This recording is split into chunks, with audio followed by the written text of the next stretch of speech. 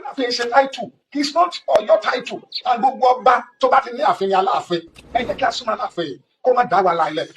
Tó wà tí Ọọ̀ni bá dẹ̀jọba ìyàwó ara wọn kí wọ́n lọ sẹ́tù olúkúlùkù mú ìyàwó fún ara rẹ̀ torí eléyìí ti pọ̀jù fún wọn. Tó bá jẹ́ wọ́n jọba ìyàwó ara wọn ni kí wọ́n jẹ́ kí gbogbo ayé mọ̀ àbí wọ́n ní ìkànnì ìtàn jà sí ìsàlẹ̀. This is too much for them. Aláàfin of Yorùbá land ní Ṣèyí Mákindé fi ọwọ́ adé jẹ ni àbí Aláàfin Ọ̀yọ́. Fún àwọn èèyàn tó ti tún ṣẹ̀ ní ìsìn báyìí ó ṣẹ̀ṣẹ̀ dórí ipò kò tí ì pọ́dún ewu wàhálà tó ti kírètì fúnlẹ̀ Yorùbá. Ìgbà tí bàbá wa náà fi fẹ́ dé orí ipò ó mẹ́sì ọ̀pẹ gbogbo wàhálà tó wàhálà kó parí ẹ̀ ìwọ́n dé bá tún bẹ̀rẹ̀ jà wọn. Gómìnà Ṣèyí Mákindé sí Aláàfin of Yorùbá land ló jẹ ni àbí Aláàfin Ọ̀yọ́. Ṣé ká pé bàbá wa Ọwádé ní Olúwo second ni àbí kí ni ká pè é? Ṣèyí Mákindé àti ilẹ̀ Yorùbá àti Aláàfin Ọ̀yọ́. Mo fẹ́ béèrè lọ́wọ́ gbogbo ọmọ Yorùbá torí lábẹ́ oore ọ̀fẹ́ mo tó lé ayé de bàbá wa Akeem Ọwádé mo jù lọ́jọ́ orí lábẹ́ bó ti wọ orí. Mo fẹ́ béèrè lọ́wọ́ gbogbo ọmọ Yorùbá ṣùgbọ́n bàbá wa nítorí ó ti jẹ́ ọba wa nílẹ̀ Yorùbá. Mo fẹ́ béèrè lọ́wọ́ gbogbo ọmọ Yorùbá pátá. Mo sì fẹ́ béèrè lọ́wọ́ bàbá wa Ṣèyí Mákindé gómìnà Ọ̀yọ́. Mo sì fẹ́ béèrè lọ́wọ́ bàbá wa Aláàfin Ọ̀yọ́ ti Abímbádé Akeem.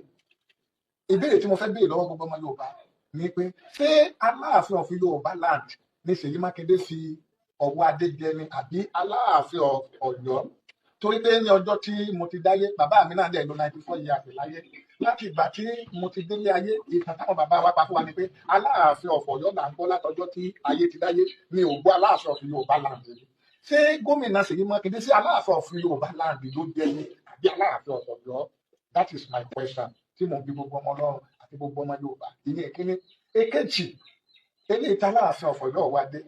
Mo fẹ́ kí Aláàfin of Ọ̀yọ́ Ọwádé kó gbọ́ eléyìí kó tó di pé wọ́n ìbòsí ẹ̀ lé gbogbo Ọ̀yọ́ lérí kí wọ́n fi jọba.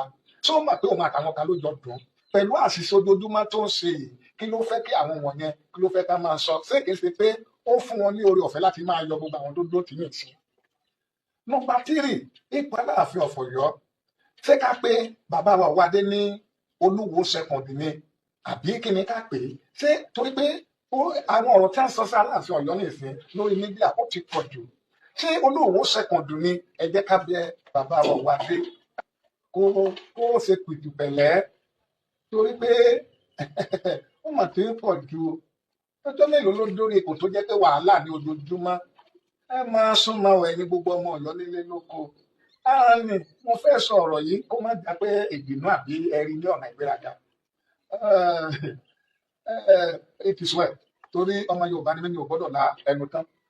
Bí ẹnikẹ́ni bá jẹ oyè ní ìlú ẹ̀ kódà kólúbàdàn fi èèyàn jẹ